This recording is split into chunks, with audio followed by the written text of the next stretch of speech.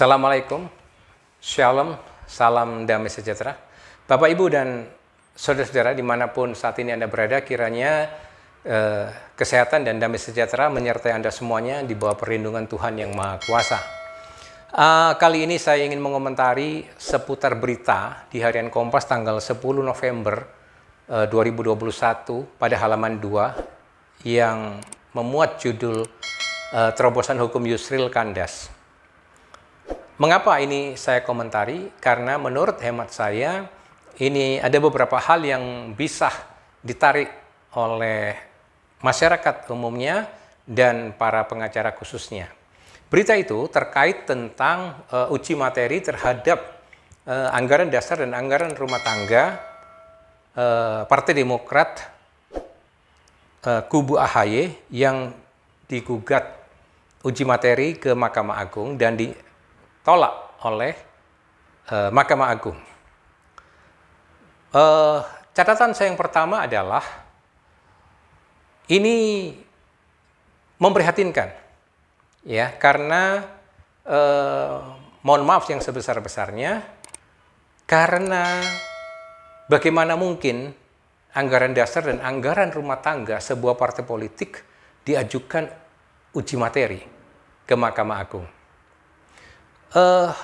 Janganpun masyarakat hukum, orang awam saja, masyarakat pada umumnya, saya percaya sudah banyak tahu bahwa yang namanya uji materi atau judicial review ke Mahkamah Agung itu adalah peraturan perundang-undangan di bawah undang-undang. Sekali lagi, peraturan perundang-undangan. Jadi artinya apa? Sebuah peraturan yang dibuat oleh institusi atau lembaga resmi negara yang memang oleh undang-undang diberi kewenangan untuk itu. Dan tingkat peraturan itu di bawah undang-undang. Ambillah contoh seperti peraturan pemerintah, keputusan presiden atau peraturan presiden, atau peraturan menteri, atau peraturan OJK, misalnya. Peraturan apalagi? Dirjen, ya, peraturan misalnya KPK gitu ya. Peraturan Kapolri. Nah, itu semua golongannya, kelompoknya adalah peraturan perundang-undangan di bawah undang-undang. Nah, itulah yang bisa diajukan judicial review ke Mahkamah Agung. Bukan anggaran dasar dan anggaran rumah tangga sebuah partai. Nanti jangan-jangan anggaran dasar, anggaran rumah tangganya perusahaan, anggaran dasar, anggaran rumah tangganya asosiasi, perkumpulan, semua bisa uji materi kan. Dan itu tentu tidak pada tempatnya. Saya prihatin oleh karena saya percaya, tadi saya katakan, jangan pun masyarakat hukum gitu.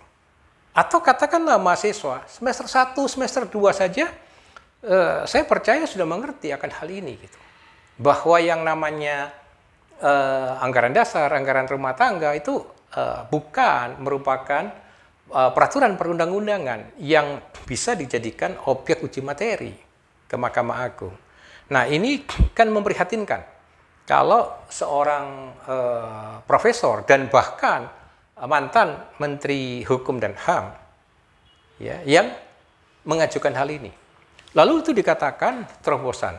Saya jadi berpikir, terobosan apa itu? Ya, jadi pesan moralnya apa? Nah, di sini saya melihat masyarakat tentu disadarkan akan hal ini, bahwa kalau merekrut, meng-hire atau memakai jasa pengacara, sebaiknya jangan terkecoh hanya pada gelarnya, pada popularitasnya, gitu ya, pada high profile dari yang bersangkutan. Saya percaya melalui kasus ini masyarakat disadarkan bahwa kalau membutuhkan jasa atau bantuan pengacara, tentu masyarakat sekarang harus cerdas, yaitu mencari pengacara yang paradigmanya bagus, gitu, yang kecerdasan hukumnya bagus, gitu, ya, yang memiliki track record analisisnya bagus, gitu, sehingga dengan demikian tidak sembarang memberikan saran, memberikan pandangan, memberikan opini bahwa anggaran dasar, anggaran rumah tangga sebuah parpol dijadikan objek uji materi. Saya pikir ini kan memprihatinkan gitu.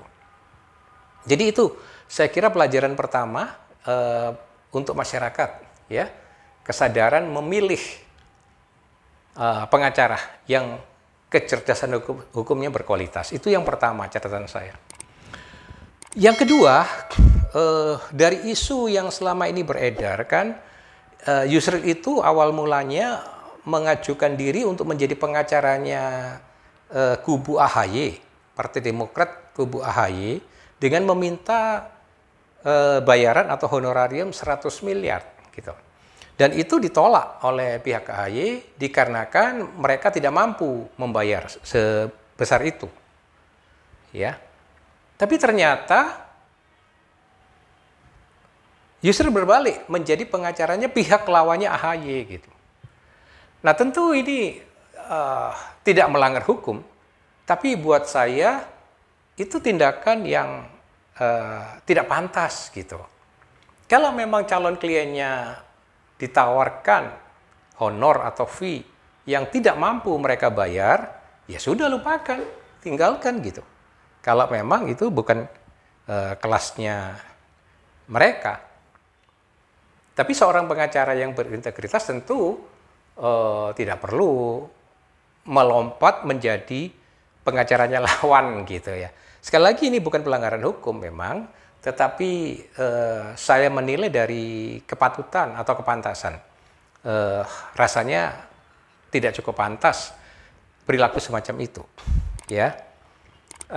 Dengan cara semacam itu menurut saya ya Pak Yusril mendemonstrasikan sendiri tentang ya karakter atau kepribadiannya gitu, sehingga masyarakat nanti bisa menilai, ya, menilai sendiri gitu, bagaimana karakter atau kepribadian beliau itu, ya. Dengan dua hal tadi, artinya begini, opini pendapat yang asal terobos lah kalau buat saya, ya, asal terobos. Anggaran dasar, anggaran rumah tangga diuji materikan, lalu yang kedua ya semacam main kutu loncat begitu ya. Itu buat saya Pak Yusril mendemonstrasikan tentang kredibilitas dan integritasnya sendiri yang buruk gitu. Mengapa saya memberikan catatan ini? Karena saya takut akan ada banyak masyarakat memberikan penilaian dengan mengeneralisir gitu, bahwa seakan-akan nanti pengacara itu begitu karakternya gitu. Kalau nggak ke sini ke sono, seperti dua kaki. Dan itu penilaian yang mengeneralisasi ini kan sulit dibendung gitu. Ya, akibatnya dampaknya ya tentu nama baik dari banyak pengacara pada umumnya, maksud saya. Ya, itu yang saya sayangkan. Ya, kenapa saya memberikan catatan ini, gitu. Nah, yang ketiga adalah melalui putusan penolakan oleh Mahkamah Agung, saya memberikan salut yang setinggi-tingginya kepada Mahkamah Agung, karena dengan demikian Mahkamah Agung menunjukkan konsistensi yang baik dalam penegakan hukum, yaitu tetap berpegang kepada prinsip fairness, adil, dan imparsial. Ya, karena putusan Mahkamah Agung ini sangat berdampak pada pandangan masyarakat terhadap hukum. Gitu.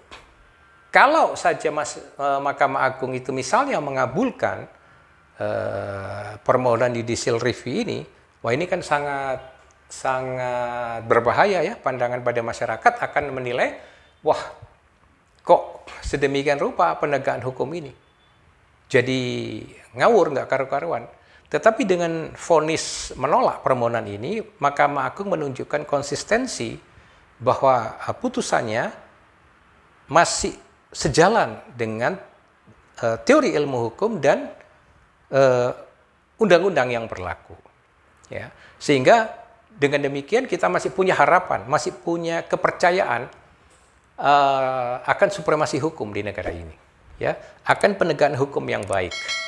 Nah, kalau model penegakan hukum seperti ini, saya percaya masyarakat akan, atau kepercayaan masyarakat terhadap hukum akan lebih meningkat lagi, ya, akan terus menjadi lebih baik. Dan ini penting karena ketika masyarakat percaya pada penegakan hukum yang baik, dampaknya tentu sangat besar pada negara ini. Termasuk nanti bukan hanya untuk kehidupan politik, tapi juga bagi kehidupan ekonomi dan sosial yang lain, gitu. Karena penegakan hukum yang baik inilah saya kira salah satu faktor yang sangat fundamental, yang sangat penting dalam kehidupan sosial, bisnis, ya, ekonomi di negara ini.